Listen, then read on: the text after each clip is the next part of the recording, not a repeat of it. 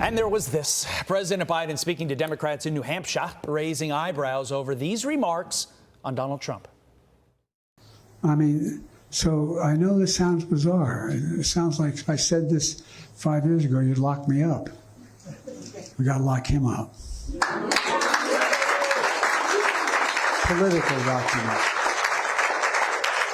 Lock him out. That's what we have to do. Joe Concha is a Fox News contributor, and he joins us now. Joe, good morning to you. With the number of times Donald Trump has been indicted, is the correction even necessary at this point? It's clear that's what they want to do.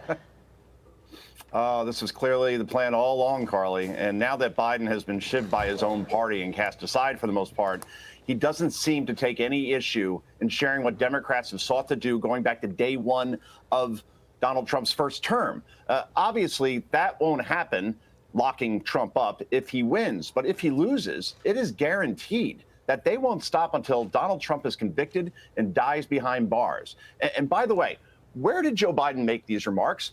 Campaigning for Kamala Harris in New Hampshire with Bernie Sanders. I mean, what's going on? Is New Hampshire in play too? Why send the sitting president there? Just wanted to throw that out there. But again, Biden making these remarks should be top stories on the major evening newscasts, and it barely got any play whatsoever. I love the irony. In the state whose slogan is live free or die, you have all these people behind him clapping, and you heard it in the audience. They weren't clapping for the correction. They were clapping for the lock him up comment, and that just shows where the Democrat Party is right now. Their whole campaign, no matter the candidate, Biden or Harris, is Trump is bad. On the other side, Trump is actually going out there trying to get the voters and the votes that he needs to win. To that end, this is big. He's going to set to appear on the Joe Rogan podcast this Friday. Does going on Rogan increase male turnout for Trump in such numbers that it makes Kamala's chances of victory all but gone? Not just male voters necessarily, Todd, but male voters who may not normally vote, low propensity voters. We keep hearing that term. And that's the type of audience that Joe Rogan is going to get Donald Trump to. And this is what a winning campaign looks like. There you saw Trump, happy warrior at the Al Smith dinner, while Kamala Harris is mailing in the most cringeworthy video in the history of cringeworthy videos. Trump and that masterstroke that was working at McDonald's on Sunday that still has a meltdown going on the left because it worked. Trump at the Steelers-Jets game on Sunday night in Pittsburgh, he's met with thunderous applause in a city that Biden won by 20 points 4 years ago. And now Trump on Joe Rogan. You could always tell who's winning by who's having a good time on the campaign trail. Trump clearly is, while Kamala Harris is doing patently depressing events with Liz Cheney.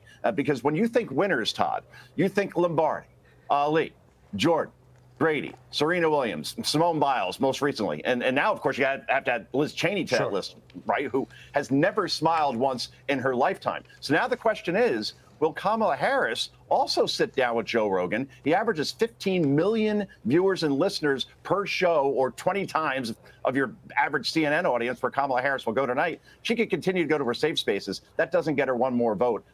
Trump going to Joe Rogan, that absolutely will get him some more votes. Well, yeah, it'll be interesting to see how this interview goes, because Joe Rogan had endorsed Bernie Sanders. There has been a bit of a political evolution with him, but it was just, I guess, a few months ago that I remember Donald Trump criticized Rogan because he said something nice about RFK Jr., who's now on Donald Trump's side.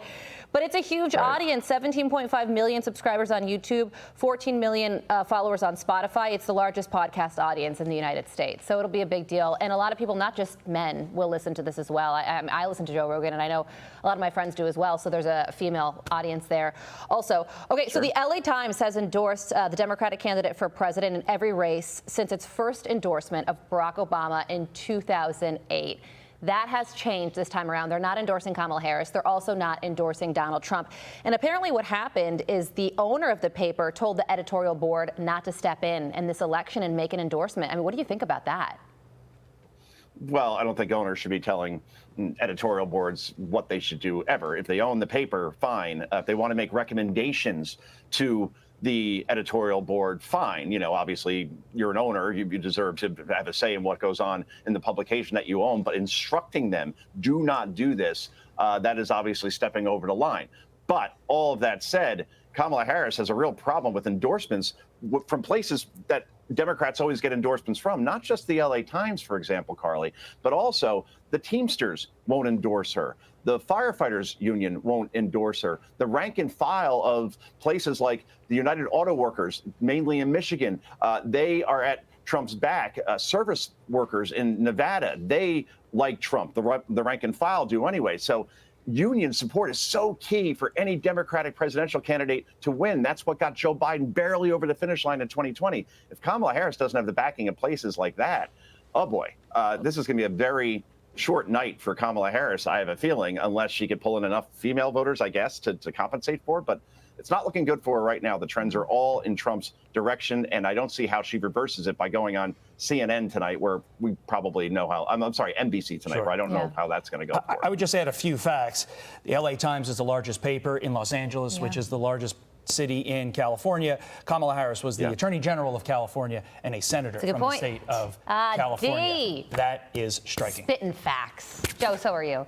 Have a great day. We'll talk to you tomorrow. Bye-bye. Thanks, guys. Take care. All right. I'm Steve Ducey. I'm Brian Kilmeade. And I'm Ainsley Earhart. And click here to subscribe to the Fox News YouTube page to catch our hottest interviews and most compelling analysis.